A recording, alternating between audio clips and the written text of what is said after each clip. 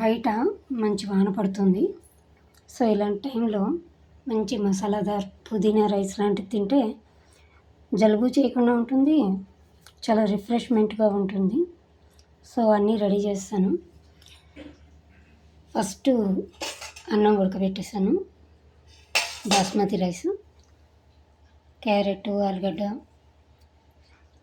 ముక్కలు తరుక్కున్న, ఉల్లిపాయలు రెడీగా ఉన్నాయి, కొద్దిగా జీడిపప్పు, కొద్దిగా వేరుశనగ గుళ్ళు. ఈ మిక్సీలో మాత్రం ఒక గుప్పెడు పుదీనా, 2 టమాటాలు చిన్న చిన్నవి, 2 టమాటాలు, 1 ఉల్లిపాయ, కొద్దిగా అల్లం వెల్లుల్లి, కొంచెం చిన్న కొబ్బరి ముక్క, 2 పచ్చిమిరపకాయలు వేసి మిక్సీ పెట్టేశాను. అంటే ఈజీ అయిపోతుంది, పని తొందరగా అయిపోతుందని. ఇప్పుడు కావాల్సిన మసాలాలు నచ్చినట్టు వేసాను అనమాట. ఇది జీలకర్ర, షాజీరా, కొద్దిగా సోంపు మంచి వాసన రావడానికి, మొగ్గ చెక్క, దాల్చిన చెక్క, లవంగాలు, మిరియాలు ఇవన్నీ వేసాను. నచ్చిన వాళ్ళు మినపప్పు, శనగపప్పు కూడా వేసుకోవచ్చు, కానీ అంత టేస్ట్ బాగోదు. సో నేను వేయట్లేదు.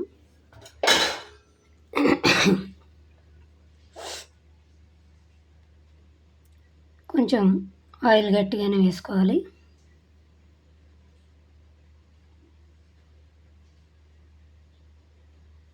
ఓకే, ఇలా వేసి స్టవ్ వెలిగించుకుంటే పోపు వేగుతుంది.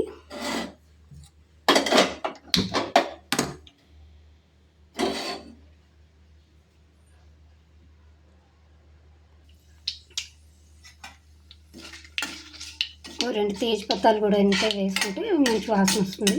బిర్యానీ పువ్వు అట్లాంటి మంచి మంచి వాసనలు వచ్చేవి, ఘాటుగా వేసుకోవాలి. ఇలా వేగిన తర్వాత ఫస్ట్ వేరుశనగపప్పు,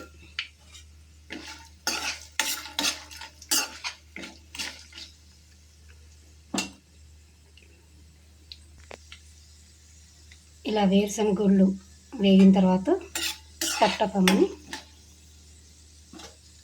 ఉల్లిపాయ, జీడిపప్పు వేసేసుకోవాలి.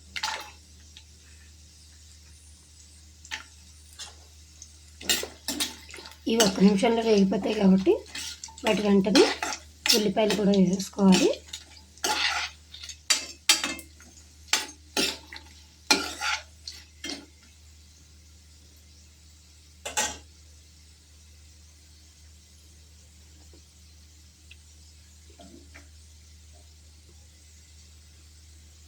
ఏదేమైనా మీడియంలోనే ఉండాలి, లేదా సిమ్లో కూడా పెట్టుకోవచ్చు.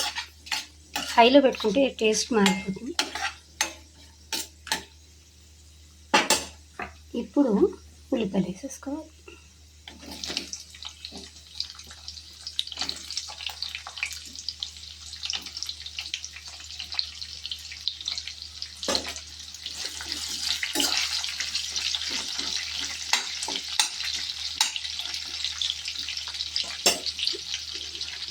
ఇప్పుడు కొంచెం పసుపు,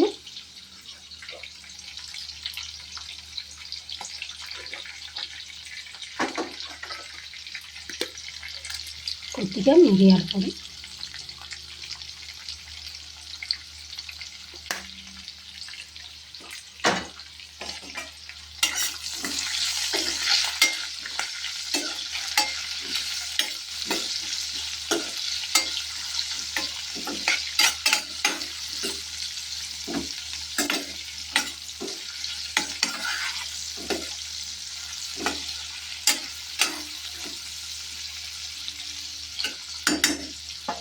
ఇప్పుడు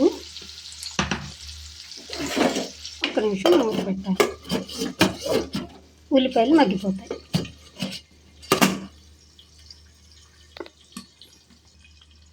ఇప్పుడు ఒక 2 నిమిషాల తర్వాత తెరిచి చూస్తే ఉల్లిపాయలు కొద్దిగా మగ్గుంటాయి. ఇప్పుడు ఈ ఆలుగడ్డ, క్యారెట్ ముక్కలు వేసుకోవాలి.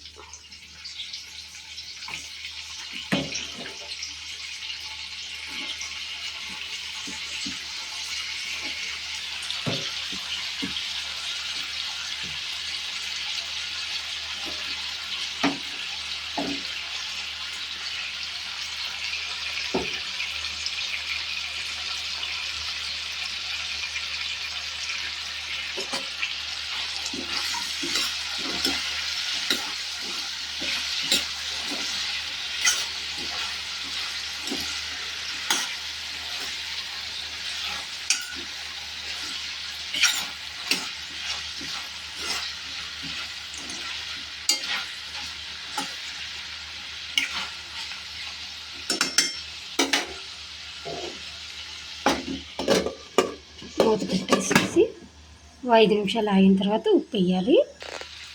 ఇలాగో 5 నిమిషాల తర్వాత దీనికి సరిపడా ఉప్పు వేయాలి.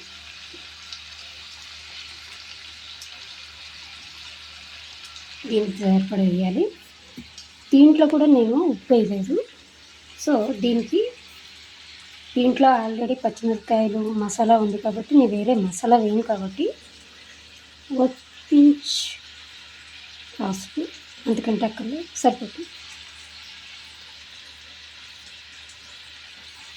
అంతే, అయిపోయింది. అంటే కావాలంటే చివరిలో చూసుకుని వేసుకోవచ్చు. ఇప్పుడు ఈ ఉప్పుని పచ్చేలా కలిపేసి 2-3 నిమిషాలు మూత పెట్టి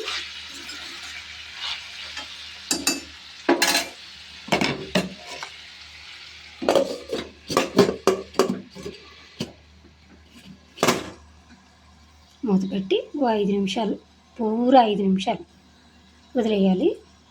అప్పుడు ఈ మసాలాని దాంట్లో వేసి ఆలుగడ్డ ఉడికేదాకా ఉంచాలి.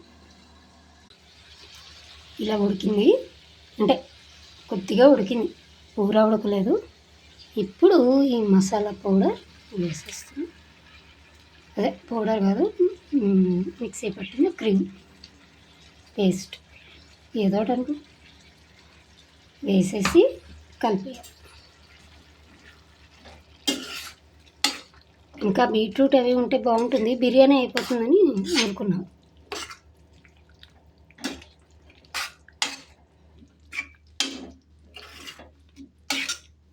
ఇప్పుడు దీన్ని ఇలా కూరలో ఉడికిన తర్వాత హ్యాపీగా ఇలా కలుపుకొని కూడా తినచ్చు, లేదా ఈ అన్నాన్ని దీంట్లో కలిపి తినచ్చు, మన ఇష్టం.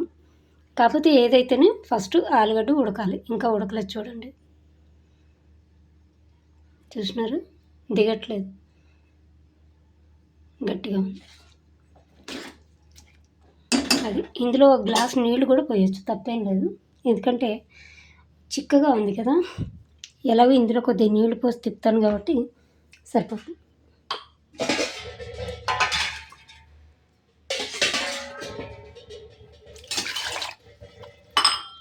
గ్లాస్ నీళ్ళు పోసి ఫుల్గా తిప్పి అందులో పోసేస్తా. అలా పోసేసాను, నీళ్ళు కూడా పోసేసాను, ఒక గ్లాస్ నీళ్ళు. ఇప్పుడు మూత పెట్టేసి ఓ 5-10 నిమిషాలు ఆలుగడ్డ ఉడికేదాకా ఉడికిచ్చి మీడియంలో పెట్టుకుంటే బెస్ట్. పెట్టుకొని ఆలుగడ్డ ఉడికిన తర్వాత అన్నం కలిపేసుకోవడమే. కలుపుకొని కొద్దిగా కొత్తిమీర చల్లుకుంటే అయిపోయింది ఉప్పు తినే రైస్. అన్నం కలపడానికి అనువుగా ఉంటుందని కుక్కర్లోకి మార్చేసా. ఈ ప్యాన్ని పక్కకు పెట్టేసాను. ఇప్పుడు అన్నం కలిపేస్తాను అనమాట. ఇంక ఇందులో అన్నం కలిపేసి ఒక్క విజిల్ రాని ఒకర్లా ఊరికి 5 నిమిషాలు 10 నిమిషాలు అట్లా అన్నం కలిపేసి అది బాగా మిక్స్ అయ్యేటట్టుగా చేసి ఓ 10 నిమిషాలు వదిలేస్తే అయిపోయింది. అయితే కొత్తిమీర లాస్ట్లో చల్లుకోవాలి, అది వేరే విషయం. ఈ లోపున ఇదంతా అన్నంతో కలిపి ఇందులో వేసేస్తాం. వేసాక మళ్ళీ చూపిస్తా. ఇలా అన్నం కూడా కలిపేసి మూత పెట్టేసి ఓ 5-10 నిమిషాలు వదిలేస్తే మొత్తం 20 నిమిషాల ప్రాసెస్. కూరలు అవి తరుక్కోవడంతో కలిపి అదనమాట.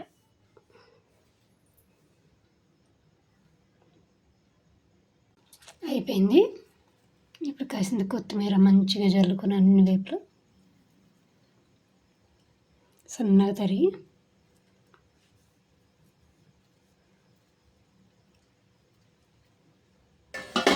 ఒక్క నిమిషం మూత పెట్టి ఆ వాసన పట్టేట్టు స్టవ్ ఆఫ్ చేసుకోవడమే. ఇప్పుడు ఒక 2 నిమిషాల తర్వాత వడ్డించుకు తింటే అయిపోతుంది. అంతే, పుదీనా రైస్. వేడి వేడి పుదీనా రైస్, పుదీనా పులావ్ ఏదైనా అనుకోండి. వర్షాకాలం ఇలా తింటే జలుబులు దగ్గులు రాకుండా ఉంటే బాగుంటుంది.